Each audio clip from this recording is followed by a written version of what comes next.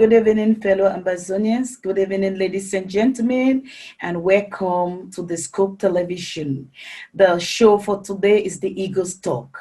The Eagles Talk and the talk of the day will be about the 1st October celebration of the Ambazonian Independence Day, barely some 48 hours ago, and then the Biya So that is the topic of the day. With me in the studio, I have Comrade Jojo. Comrade Jojo, good evening and welcome. Good evening, and thank you for inviting me, Comrade Dora. Thank you so much. This topic is quite a thrilling topic. But before we proceed, I want us to go to the 1st October celebration. The 1st October celebration, that means a lot to the people of Ambazonia. So, in your opinion, what really excited you about this day? What do you make of this Independence Day back at home and in Ground One? What will be your take on that? Thank you. Comrade, thank you very much for asking that question. It's really exciting me a lot, because if you realize, we've been involving since 2016. We've been involving. In 2016, the celebration was not as massive as in 2017, and in 2017, it was not as massive as in 2018. But this year again it completely blew me out. Because to be honest with you, I was not actually expecting the turnout that happened to take place yesterday. Everywhere, I enjoyed from the BLM to Biya to Bafut, everything. You see the march past, you see even the schools. Did you realize that? Yeah. In Bafut, school children were marching. There you get the old, you get the young, you get the not so old, and it completely blew me out. And again, it actually, then you see how the soldiers were celebrating. They were celebrating with massive guns. And this reminds me of what the Bishop of Mamfe said. Now you are here, you say there are these are Amber boys that have given up their arms, but look at them. Did you see them celebrating their Independence Day with big guns? You see, and some of them were on the sea, some of them were on land. The flags were everywhere.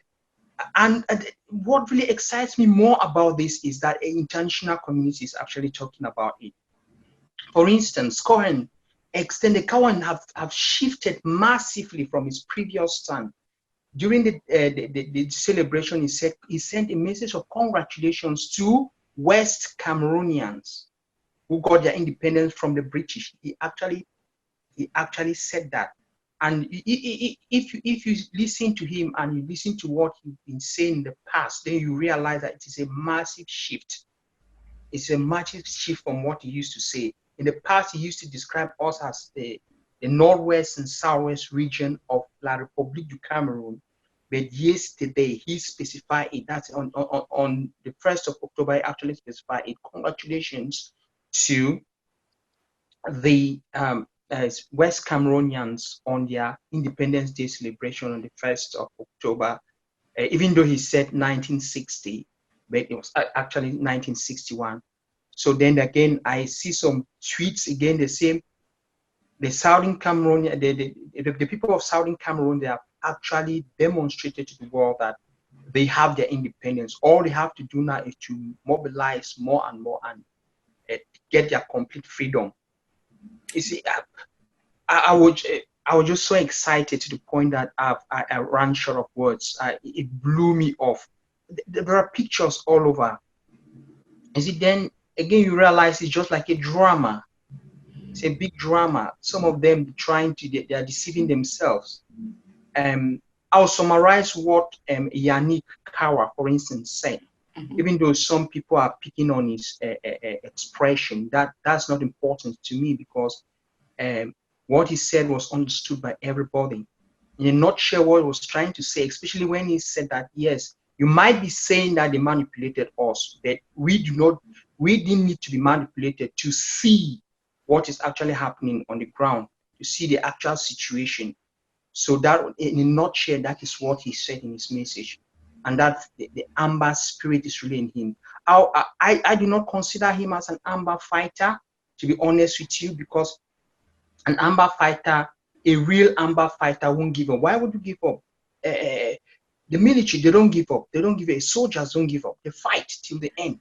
You see, so I consider him like somebody who is disgruntled, and he was about to join the fight. Then they bribed him and brought him there. So, my sis, I was really excited. Thank you for that question. Thank you so much. We are talking about the 1st October celebration of the independence of the people of the Southern Cameroons. And you've given a very, very exciting analysis about it. Actually, I was really very excited about what the people of Southern Cameroon can do. That is what tells us about the resolve of Ground Zero. Ground Zero has taken upon itself to say that this is what we stand for. The Ground Zero is like a Spartan, ancient Greek history would tell us that Spartan was one of the warlike states, unlike Athens, where it was like democracy, more of a kind of a diplomatic state.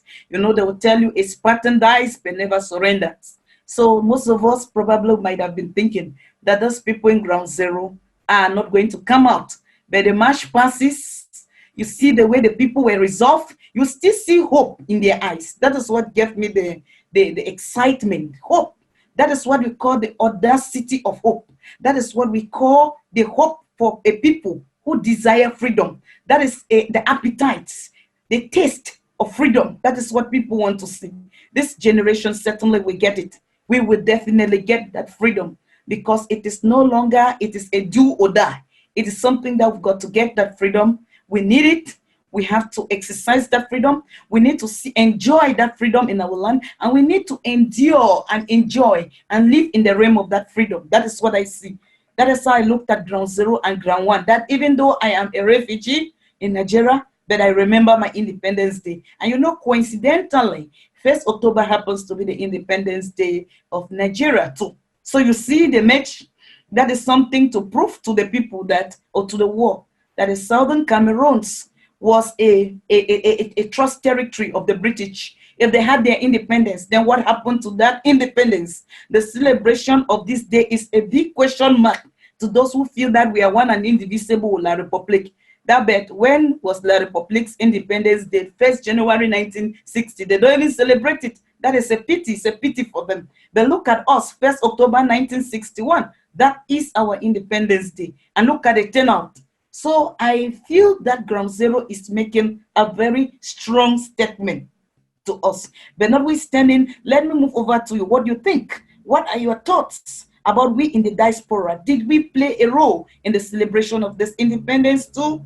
Comrade Jojo, will you want to say something about that? Well, if we played any role, I would say we just played, the only role that we play was the role of motivation. But to be honest, they actually shamed us in the diaspora. Because if you look at the celebration, the only thing that I saw about the diaspora is the demonstration. We were very, very symbolic in Geneva. You see the guys, those guys with chains, symbolic freedom, they set themselves free. And you said a while ago that you saw hope in the eyes of those in Ground Zero and in Ground One, that is in Nigeria. But what I saw determination, and I saw the fact that they were already free. They were confident that the freedom has come. Finally, freedom has come to the people of Ambazonia. It was no longer hope. When you're hoping that something good will happen. But what I saw was that thing that was hoping that would happen has already happened. And so they are celebrating it. They grab it. You see, with confidence. You saw the turnout. Even you remember in the days when we're back at home, we didn't used to see such massive crowd turnout to celebrate. And I was also impressed by the fact that the funds were there. This is some of the chiefs, the local leaders. So what I would say, they actually shamed the diaspora because we didn't do enough outside. We might have demonstrated here and there, but we didn't do enough in the diaspora. I said, these are people who defy the odds, all the odds on Ground Zero. They just to them, they just behave as if there was no such thing as the Biya law. After all, it was actually Biya law. They just behave as if there was no such thing. And I actually like the fact that the bishop went out there and asked the prime minister, and he was laughing. That Mr. Prime Minister, did you see the celebration back there? You see, nothing actually excited me. I actually felt teary when I saw that. And when I saw that, then I think of the way some people in the diaspora are conducting themselves. Then it makes me feel sad, because those on ground zero, they are focused, they are determined, they are resolute, and they are one. You see, unlike us, we have turned this whole thing to be a competition amongst groups, amongst ourselves. This is not a competition, Princess Dora. We are not competing amongst ourselves. We are not even competing with Biya. We are involved in a war. And when you are involved in a war, you approach the war with a warlike attitude. You fight like a warrior. You don't celebrate because you think that one group told a lie. One group said something that has turned out to be a lie, or whatever you think it is. You see, to me, that is madness. Because I believe that even if we are in different camps, whatever thing that you achieve is my achievement. Whatever thing that I achieve is your achievement. And if I fail in every area, it is our collective failure. Because you're not gonna get to Biya and stop me from entering Biya. Even if I decide to leave this fight today and I say I'm not fighting, and allow you to fight alone. If you fight alone and win, then you get to Biya, I'll be there. You see me in Biya. And so what you should be doing is to celebrate me, is to encourage me to fight. It's encourage me to fight, because you don't want to do the job alone. Because it's just like the biblical story that Jesus employed people from different time and paid them all the same. And those who work more, they were angry because they paid them the same as those who didn't even work. And you see that if you don't want me to work, you are trying to sabotage my efforts. I want to do it alone. What special gain are you going to have because you did everything alone? So you see, I think it's about time that we change our attitude, because we've been 3 years into this fight right now. We must have learned from our mistakes, and we should know that at this particular stage of the revolution, there is no time for us to blink. We must focus. Thank you so much. Focus, like you said, we must focus. Focus is the womb of accomplishment. That is something a wise man says. Focus is the womb of accomplishment. You've talked quite a lot about it, but you remember you mentioned the Chiefs. The Chiefs in 1961, 1st October or 30th September 1961, when they had after the Mampi conference. Let us not lose sight of what the chief demanded for absolute and total autonomy of the people of Southern Cameroon. So what happened in Fumban was like more of a conspiracy. That is something that it will be a story for another day, to talk about the role of a leader when it comes to, say, negotiation.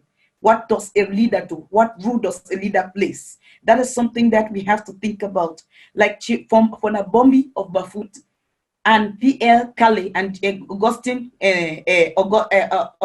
Gomjua, they outrightly thought of it and they said, no, our people need absolute independence. That is something that our diasporans need to have at the back of their mind. Something that we need to understand, that the only thing we can do here is to release balloons, like what I saw in the the Netherlands. They were releasing the independence balloons in Germany, and then in other parts of the world. And then also some people had to go for protests, like Germany, like the protests in Switzerland, and even in Belgium, my country here.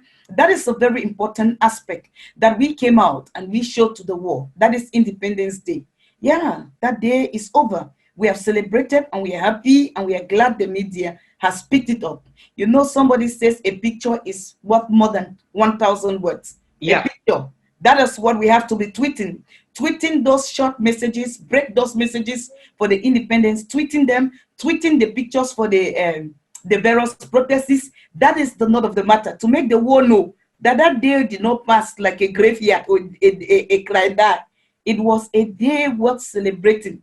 And it's a day to celebrate and project to the world that the tree of freedom has already been watered by the blood of patriots and martyrs of that nation. That is something that Ambazonians will live to never to forget, because 1st October is a very remarkable day. It's the day, the D-Day, the day that we proved to the world. And you'll see something. Ground Zero has this tenacity that they come on, they are not afraid. Those are people who have seen every kind of a thing. So you can imagine, even us in the diaspora, if we choose not to continue with this fight, Ground Zero win that fight. Yeah. Because that is something, let me tell you the truth, we have to be very, very persistent, because Ground Zero has an audacity, a tenacity, and a resistance with a kind of a persistence to move forward, that we have to stand up, because many of the revolution has been revamped from Ground Zero, the celebration. They have seen the bullets flying, they have witnessed the death of loved ones, they have seen all kinds of carnage, and those people are not afraid to die. You know, the greatest thing to do or to conquer is fear. I believe Ground Zero has conquered fear to the extent that, and what is fear? I want to look at it as an abbreviation. Fear, F-E-A-R, false evidence appearing real. False evidence. Ground Zero has defeated that motion. That is something that actually, as Ambazonians, we need to think about it. They have already known that this thing is false. Biya no lock is false. Any kind of a lock, whether it's dialogue, whatever kind of a lock, Biya no lock, monologue, dialogue, trilogue, or what any kind of a thing that concerns lock is fake and false. That is the powerful statement that the government, I think Eye on Africa picked it up with a journalist, and he's talking about hopes, but there is no hope, because you look at that union, it's a union of hopelessness, and La Republique is the hopeless, but Ambazonia is hopeful. That is something we need to have at the back of our mind. I don't know if you want to make a quick comment before we proceed to the next question. Comrade Jojo, thank you. I'll just only like to comment more on the comments within the international community. I don't know if you listened to Cohen, Secretary Cohen's interview with the BBC. Yeah. He spoke about, he said that they asked him if he thinks that anything can come out from that talk. He said no, I guess this is just, to him, he considers it as a prelude to talks, and that there will be actual talks after that. You see, then again, I saw how, especially those federalists, people will say they are federalists. You see, they have exposed themselves. They've seen how they've exposed themselves. They've seen how they don't consider them as anything. You see, because most of them, they were not given the room to talk. And even small Yannick spoke because he seized the moment to speak. You see, they didn't allow him to speak because they thought that he was small and young and naive, that he could easily be manipulated. But after having read the script that was presented to him, he came out and said what he had in his mind. That is frank talks. So I'm just saying, it frustrates me when I listen to people like Cardinal Tumi. They are talking about, well, what hope? You see, then again, this brings me back to what Cardinal Tumi said at that time in his interview when this Equinox journalist asked him that, should a separation be considered? He said, yes, why not? But then the people have to convince us that separation is the best answer. And what I'll have to say is, it is a reverse. It's like Republic who have to convince us that we can stay together. After burning over 300 villages, after killing about 12,000 of our people, after burying our people in mass grave, after abducting our leaders from Nigeria, after torturing our people. The other day I saw one of our brothers, a congressman, after the demonstration at Kondengi, they took them up and tortured them. And he stood, this is fronted, everything is off. After all those stuff, in the other day, we were having a meeting with a group of foot soldiers back at home. And I saw this guy, he didn't have, he's lost one of his eyes. And he was talking and smiling. You see, he was talking and smiling with confidence. You see, when I see all these type of things, it actually makes me weep when I see the way we're conducting ourselves. I think we are conducting ourselves the way we are doing because we are not actually experiencing the kind of pains that our peoples back at home are experiencing. That is why we are so lax. That is why we can afford to turn this into a game, a game of chase, instead of the war that it really is. You see, so we really need to learn from our brothers back in ground zero, and we really need to start to conduct ourselves in a better way, because this fight is ours to lose. We're already in the last. Just mark this day. Today is the 3rd of October 2019. If we continue at this pace, if we continue to fight resolutely, if we are so determined, we are not going to fight this fight in for another 2 years. We'll all be in Biya celebrating.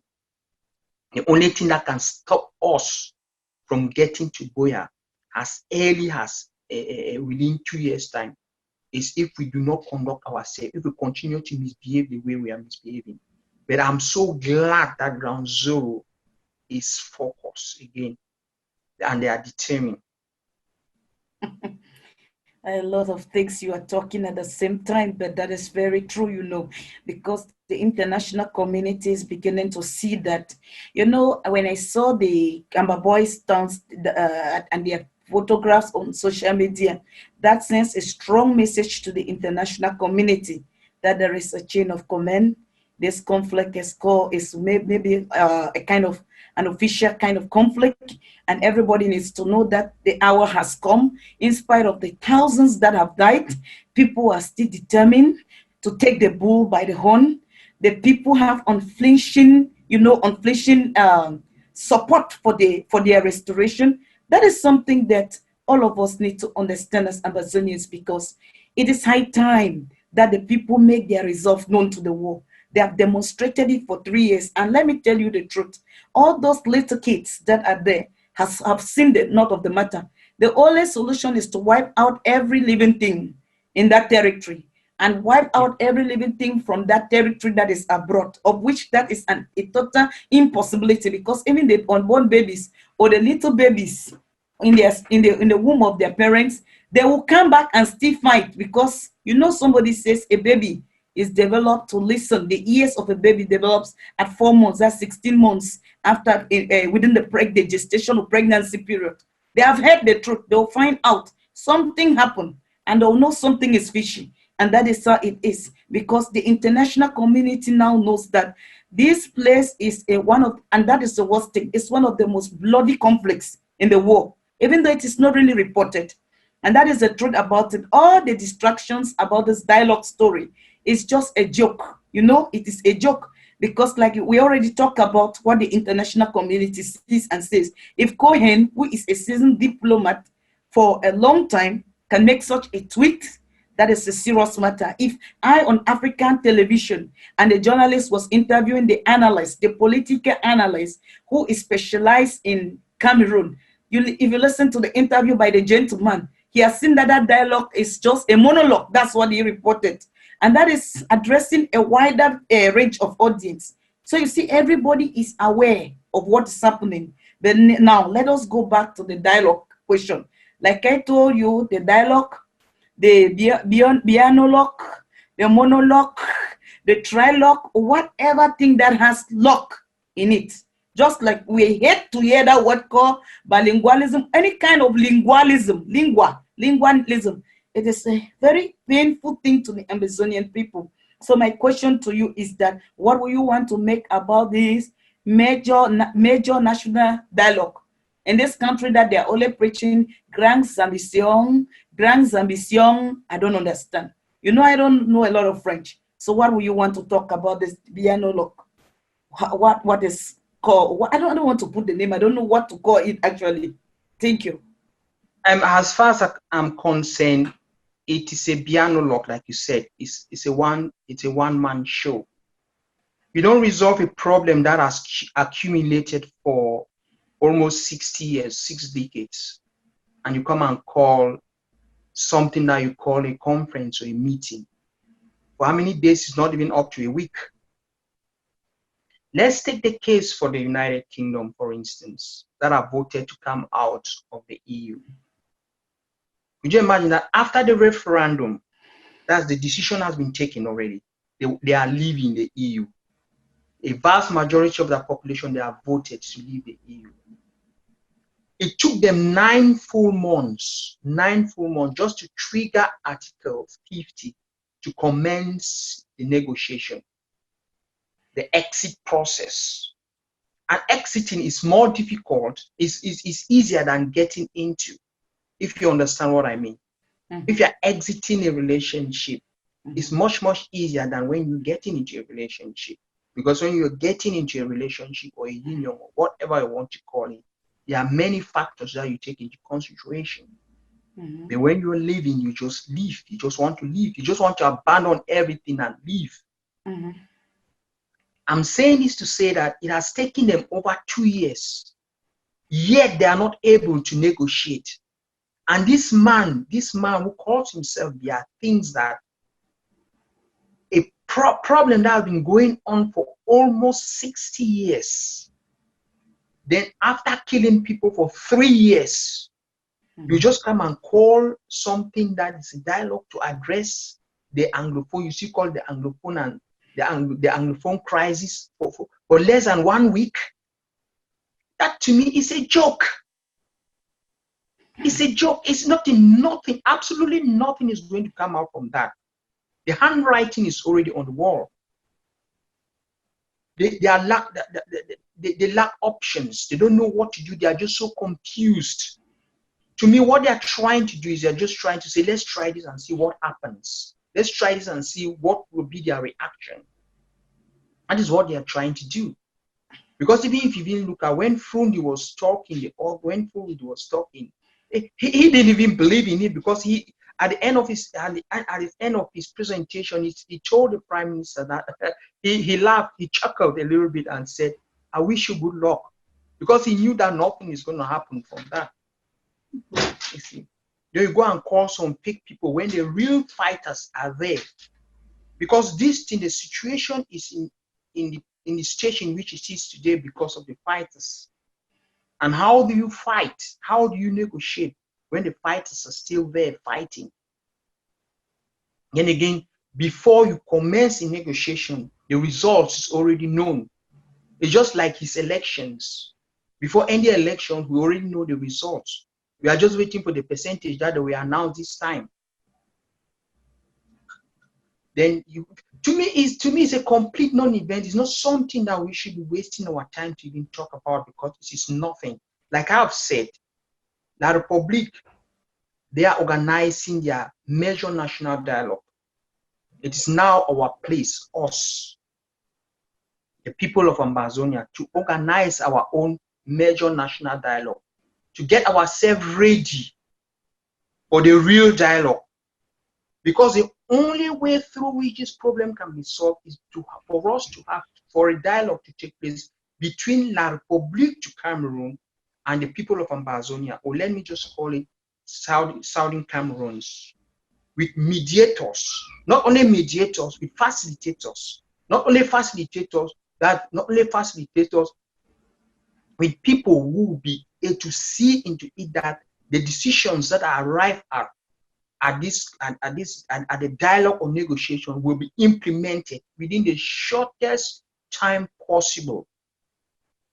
Because even after all this is not the first time that they're holding such a conference. Some people are even saying that this is even more of a joke than the tripartite conference that took place some years back.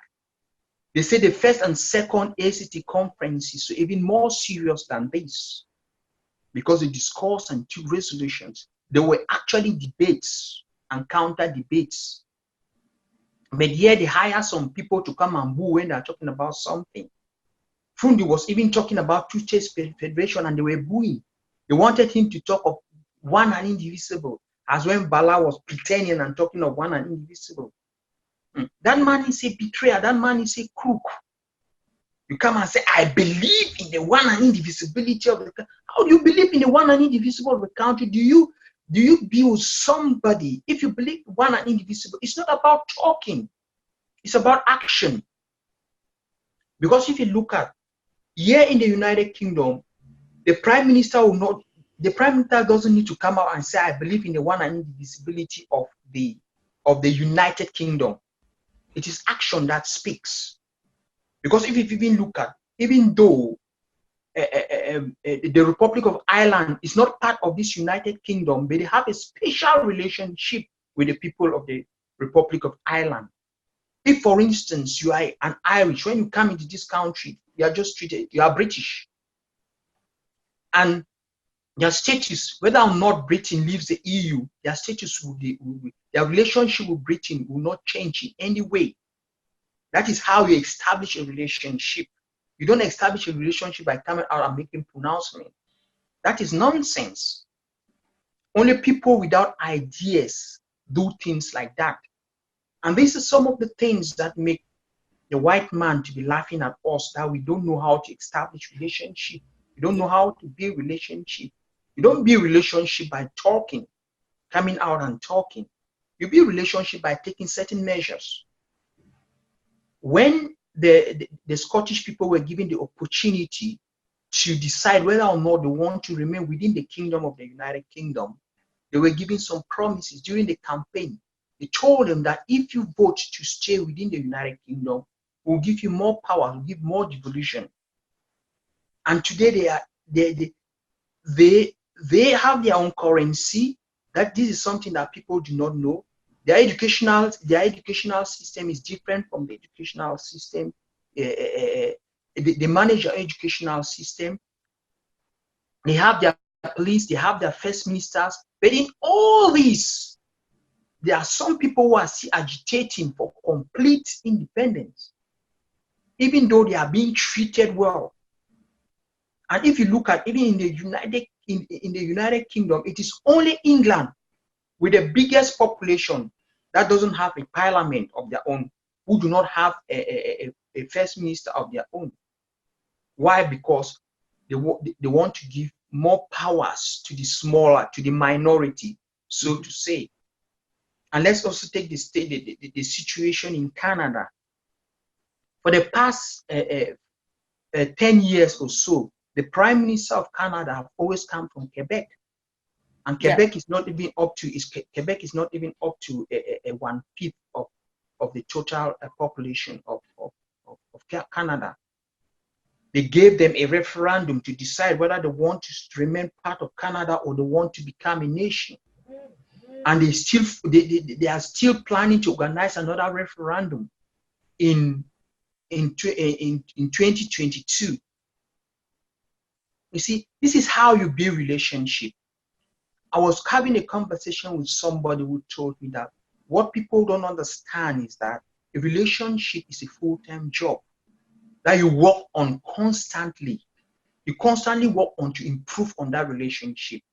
It's not something that you just come and say, hey, we are in a relationship, then you sign decree and start making noise, start being arrogant. Arrogance will take has never taken anybody anywhere.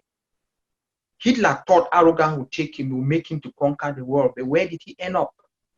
Up to today, some people still do not know whether he died. They don't know his whereabouts. Some people still do not know. I do not know. Thank you so much. You've said quite a lot of things. You know, I believe that this monologue or this dialogue was just a farce to deceive or to whitewash before the international community that in the United Nations, that it's like that there is something that they're trying to do, to try their luck and see if our boys will give up their resolve to interrupt and to blindfold the minds of ground zero and ground one, that they are on the same page. But the truth is that a leopard never changes its spot. The truth is that the handbook of a dictator or a tyrant is a universal book. I've always tried to make Ambazonians understand that what Idi Amin did to Uganda is something that is unforgettable in my mind. The next thing is Mobutu in Zaire. You imagine how ruthless he was. You know, Idi Amin died in Saudi Arabia and his weight was over 250 pounds. That's somebody who ate human beings. That is another personality was Mubarak of Egypt. You saw him and his health was depreciating horribly.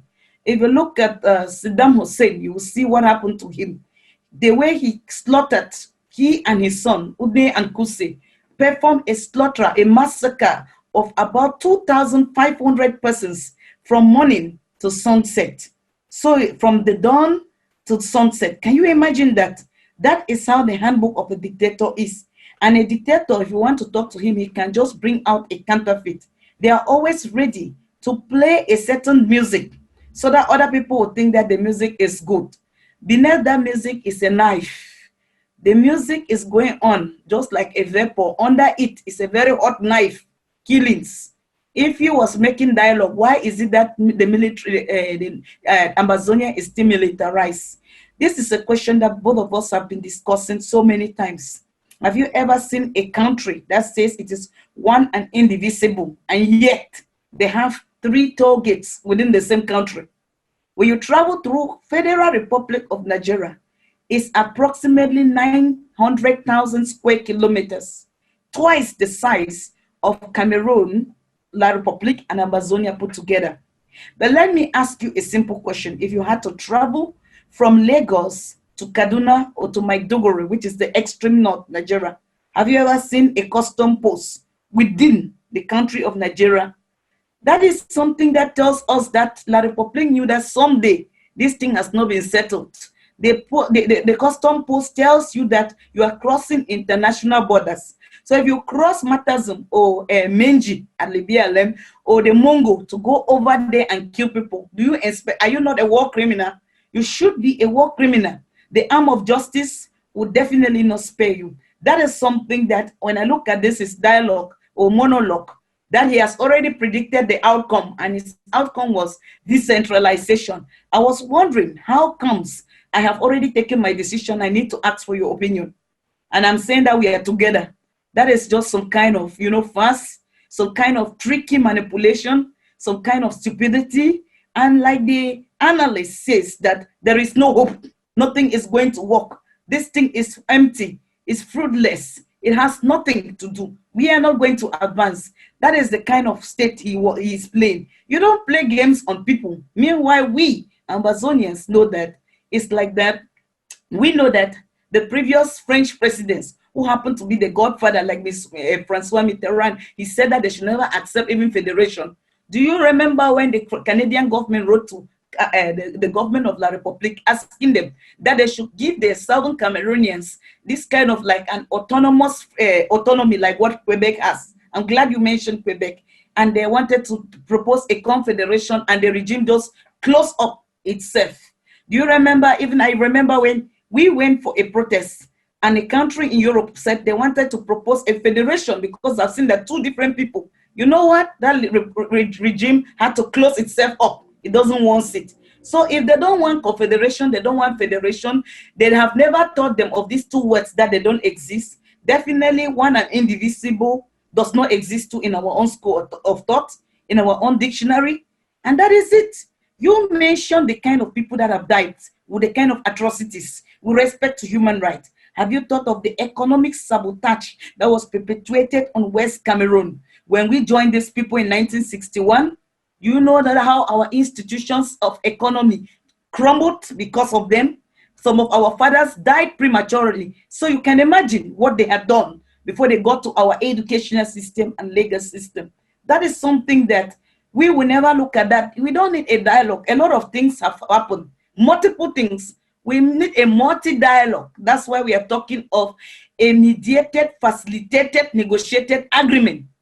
Yes, we need a mediator and a facilitator and negotiators to decide the nut of the matter. That is the nut of it. There is no backing out. We will, as a people, continue to follow only that path. We will not even suggest a federation because we know that this regime has been operating under the canopy of divide and rule, bribery and corruption. And they are foreigners, and they also have over 3 million French-speaking Cameroonians in our region. That is a very serious thing, because if you want to go by that, some of them will fake and even say that their own lands, like where they are, Bamenda has been occupied.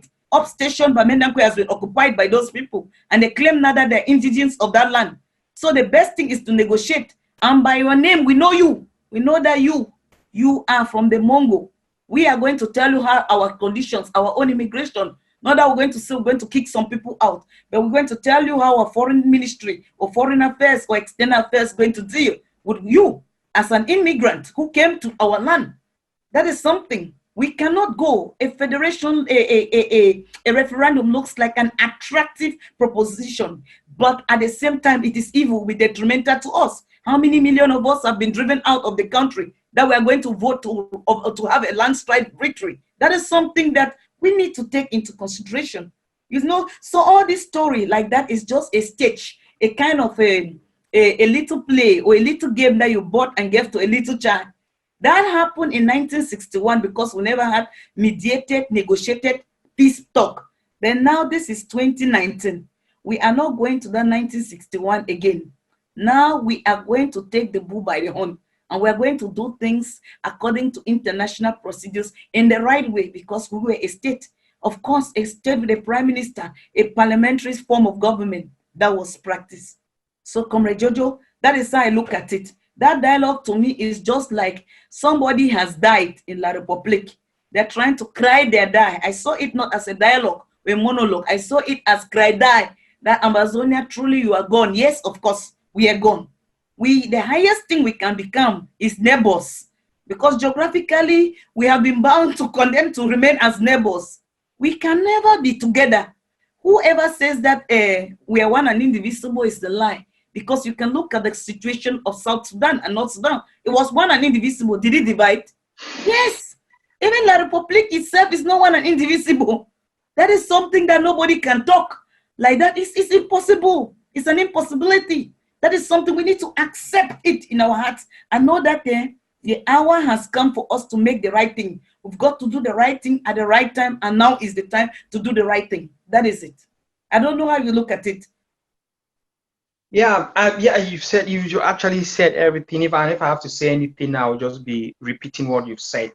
But let me just say this: you talked about a referendum. Yeah, we are not going to get back into the referendum again. Why? Because we've already conducted two or three, or let's say two referendum. Let me just put it, two referendum. The referendum that was conducted on the 22nd of September 2017, and the one on the 1st of October. Those are all referendum. What else how else do they want the people to express themselves than that? They've already expressed themselves. They don't want the relationship anymore. Then first of all, let's assuming that there was a relationship in the first place.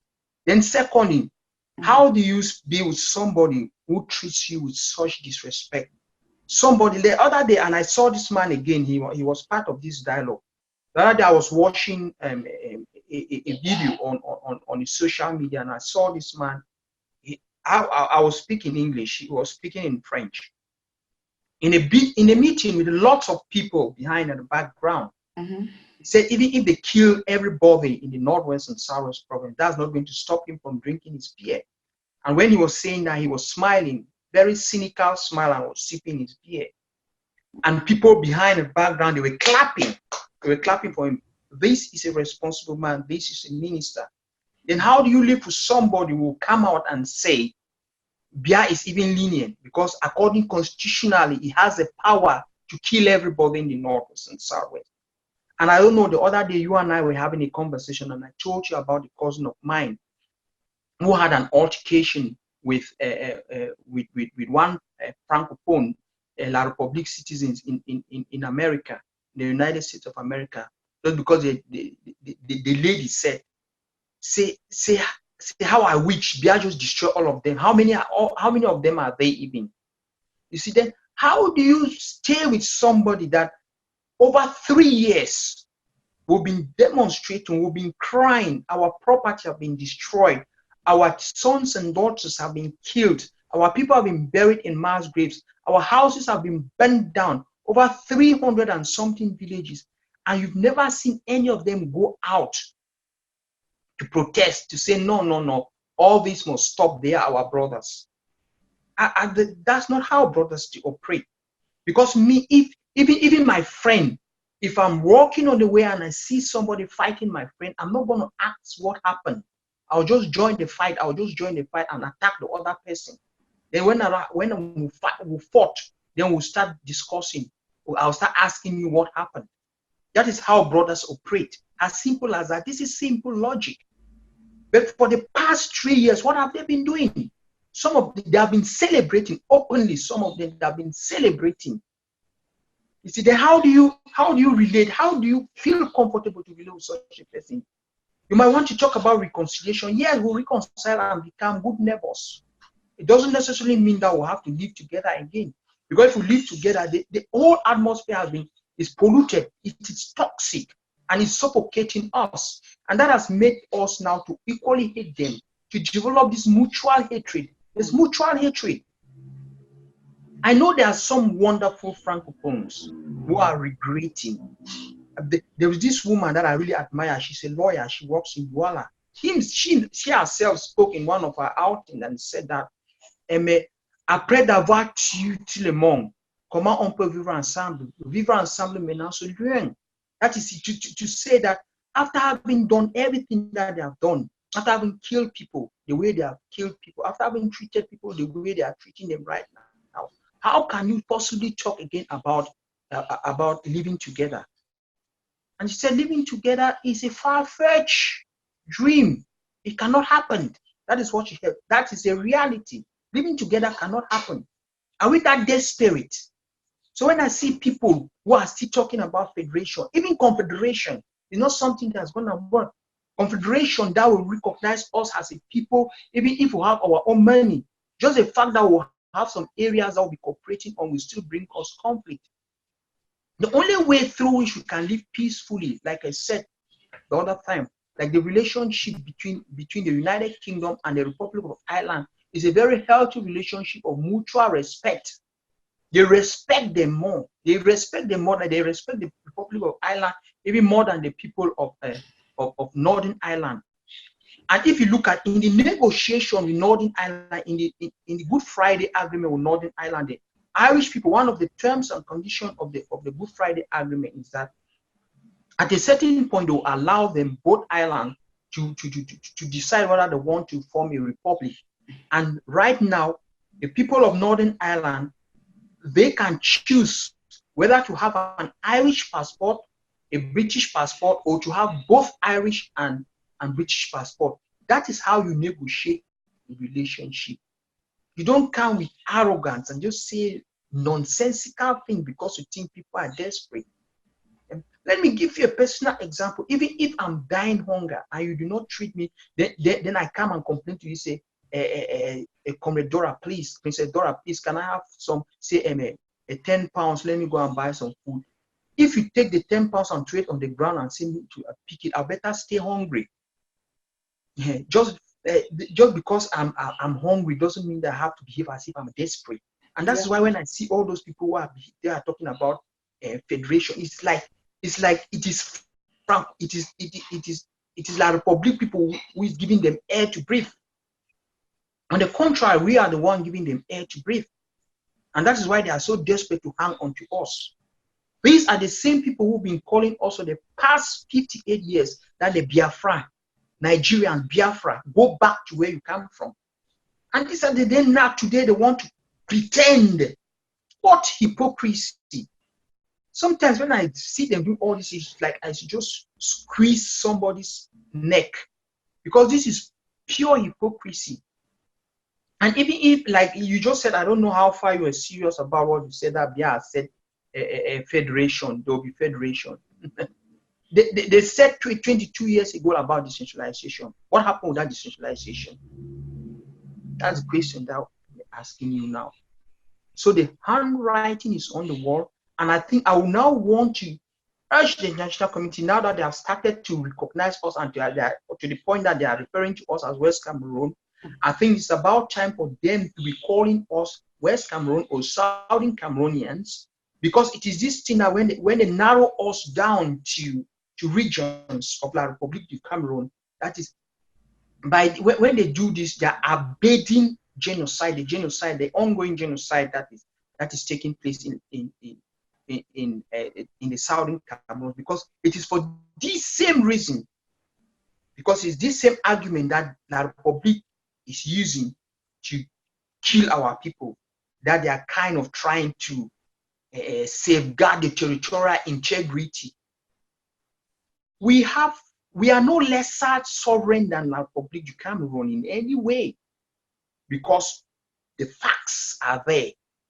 We came together as two separate people. You've talked about the custom checkpoints, the boundaries, those pillars are still there. And I was listening to Ambassador Fosun the other day. I thought those pillars were there more than 300 years ago. But those pillars, Ambassador Fosun said those pillars were planted in 1994 to remind them that these are two different territories. These are two territories that decided to come together. And so, but because they are so blocked in their thinking, they are so narrow-minded in the way they think and in the way they behave, because they think they think the SWOT is the answer to everything. But time and again, over and over again, the people have demonstrated that the SWOT is not the answer to everything. People don't stop fighting because you kill them. People stop fighting because you listen to them. That's true. You're very correct. You know, somebody says a soldier without political education is a potential criminal. And you don't defeat an ideology with a gun, an idiosyncrasy, an ideology, a belief system with a gun. You need to sit people down and try to convince them. And at times, if they want to convince Ambazonians with all the information we've got, it shows that we instead convince them. We are the ones convicting and convincing them that we were a people, we were a country. Actually, we are not the West Cameroon, because the United Nations record does not talk. Resolution 1608 talks about the Southern Cameroons, and we've chosen our new name to be Ambazonia. They refer to us as West Cameroon. That was the name they imposed on us. It's like somebody saying that you must accept that your father is dead, and then they put on you a black gown to mourn your father. You remove the black gown, your father is not dead. Is it true? How can you wear a black gown and become a professional mourner under the banner of another person's cry die? That is what we have decided to kick out. We will not accept such a thing. There is nothing that we have to do with those people. Like, we have to go our separate path. In the days ahead, we definitely will have to spell them out, spell it out so that to a clear and candid war, people may understand and know why the Southern Cameroon's nation, that mandate, Category B mandate of the League of Nations, that was placed alongside with Syria and Lebanon. And Syria and Lebanon got their independence in the 1940s. And French rule in Lebanon and Syria came to an end in 1946. And they got their independence during the days of the League of Nations. And that is why Ambazonia never got its own independence voted, but was manipulated. So that is why we are here today. Absolutely, and to be very certain, let me put it clearly, absolutely nothing can come out of that nonsense in Yaoundé. That is just like a game of chess. You know what they call dark eye? It's like a 419 trying to take all your money. A dealer, it's 419. So shine your eye, Ambazonians. I always have this operation, shine your eye. I think that is going to be a very serious program going to launch Operation Shine Your Eyes, so that people can open their eyes and think, use their head. Because if we don't use our brains to resonate in accordance to the frequency of the international community, and to open our eyes and dig into the books, searching into the books, digging deep, we will not come up with a solution. But we are determined to come out with a solution. Absolutely nothing can come out of Yaoundé. That dialogue or that dialogue or monologue or prologue or prelogue or whatever kind of lock, the only thing that can come out of it is hypocrisy, deception, manipulation, hatred, and absolute. In fact, I want to call it, they call it confidential lies telling. That is how I look at that. Or what do you think can come out of Yaoundé? Somebody asked a question that can anything good come out of Yaoundé after all of these lies? After 3 years of dying, people have died in their number. You come and you are making dialogue and you have people appointed like the federalists. Like you mentioned the federalists, you know, my definition of a federalist is somebody that is exposing the Yaoundé regime more and more, because he has believed even after 3 years that there's going to be a change. But you saw how frustrated the federalists who left when they were talking, how devastated, confused, and in fact, humiliated they felt, because most of the people there in that hall were sleeping under the hypnotism of tyranny and dictatorship. They were sleeping in the dialogue. Is that a report that somebody should hear? Is that normal? Well, why should the people not sleep if most of them are above 70 years? Have you seen dialogue with people plus 70? In fact, just like one of the American presidents said, what should a man be doing after the age of 70 in office? So that is it. The only thing is to go to your house, retire, and sleep. And sleep, because when you get older, you sleep more and you hear less. So why do you want those people to listen? Meanwhile, their hearing capacity has declined. They are on the lowest side of the hearing curve. You expect their ear to resonate well and actively? For what kind of dialogue? That is it. Why should somebody keep quiet until after 3 years he's making dialogue and his military is still there killing, burning villages to ashes? So the only thing, in fact, Comrade Jojo, I usually wonder, what do people want us to say? How do we sort this thing out? What kind of atonement can be made? Atonement, resurrection, atonement to resurrect all those people who have died? Or is it revival to bring back all the villages in place with all the museums? Because the African man does not have a museum. They keep their arts and their crafts in their houses. Or to also revitalize the animals that have died, or to make a renewal and to perform magic for those maize that the crop, the food crops that those military were destroying, let it come back again? Or what kind of strategy are we going to use? What kind of revival to make it become the way it was before? That is the question. Can anything good come out of Yaoundé to you? That is how I'm thinking. I don't know what you think. Thank you. You call it, by calling it by calling what they are doing there in Yaoundé a game of chase, you are kind of elevating it, because you know chase is for smart people. I describe it as self-deceit. They are just deceiving themselves. They are just trying window dressing. You know, a child will take a paper and make a toy and say, this is my aeroplane and flying, deceiving himself, thinking that they're actually flying. Mm-hmm. That's all I can say about that. They themselves know that nothing is going to come out of it, because they are not even prepared. And that's why I like Comrade Atam. At one point, Comrade Atam said, if they give them the choice between giving us a federation and independence, or rather that we go, because a federation will set confusion into the entire region. And so what would they, so I'm not even surprised why they don't even want to hear about federation. But then, which is a good thing for us, because at the end of the day, we're just going to be nervous, like you said, as simple as that. It's up to them to decide whether they want us to be good neighbors or they want us to be hostile neighbors. And we are ready for that. Even if they don't want to be good neighbors with all that, they will be the one to lose. We will have trading partners all over the place. We'll have Nigerians, they have the big population, they have a market. So anything that will be produced in Nigeria will be consuming. We'll also have a good relationship with Equatorial Guinea. The other day I was listening to this interview. I learned something new again from Ambassador Fossum, that they were trying to bring Equatorial Guinea, the Republic of Cameroon, and Southern Cameroon together. In Equatorial Guinea, they sent a delegation to come and observe the situation, how the relationship between La Republic of Cameroon and the Southern Cameroon was. And they realized that no, this is not something that they can get involved in, because they realized how the people were, how La Republic, they were treating us like, not even like second-class citizens. Because if you're treating somebody like second-class citizen, at least you treat them with a certain degree of respect. But they have not treated us with any level of respect whatsoever. Because you can't imagine, like other day Fundi was asking, that how do you appoint somebody from, say, the East to come and be governor of the Northwest province, somebody without a stake at that place? What do you think the person will come there to do? He has no stake in the place.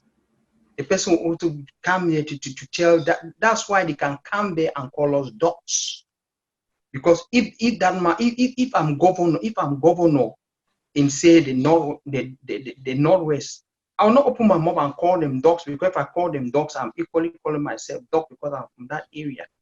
But it's easy when you come from, say, the east, you come from La Republic, you Cameroon, and you are governor of any of this. It's easy for you to call the people dogs and rats because you are not part of them. So I think we should just move on because there's nothing can come out from that sham, from that charade that is going on. And they themselves, they know that, like I said, it's just like that. Just say, let's do this and see what happens. Thank you so much, Comrade Jojo. We've come to the end of our show. In fact, we've been talking about the 1st October session or celebration in the Federal Republic of Ambazonia. And we also talked about the Biya lock, whatever kind of lock that took place. But at the end of the day, the thing fell down like a log of wood. That is what we have been talking about, and there is absolutely nothing that can come out of an infested log of wood that is on the ground that has been there for about 58 years. And ladies and gentlemen, we want to thank you for watching us. If you have watched this video and you've been blessed or you've been inspired in one way or the other, please endeavor to hit the share button and let it go far and wide. It is very important for us not just to like, not just to be viewers, but to also be participants. How do we promote this video so that other people can get it and get it straight? Like we have been talking about federalists. To me, a federalist is an individual with a perfect set of legs, but for some reason has never tried to move forward, has never learned to move the leg or to mobilize the leg, but has remained stagnant in the same position, hoping that something will change. But definitely the regime we are dealing with does not want to change and will never change. The only way forward for us is to get our country back and to have our statehood that we had, a stolen state. That is the case of talk. That is the peace talk is on a stolen state. A stolen state, a stolen identity of a people, a stolen territoriality of that same people. That is what we are coming back to you. This is Eagle Talk. Please endeavor to share the links. Share as far and wide as possible. Thank you so much, ladies and gentlemen. Thank you so much, Comrade Jojo. Thank you, and have a nice evening. You too. Bye. Thanks for having me. Thank you.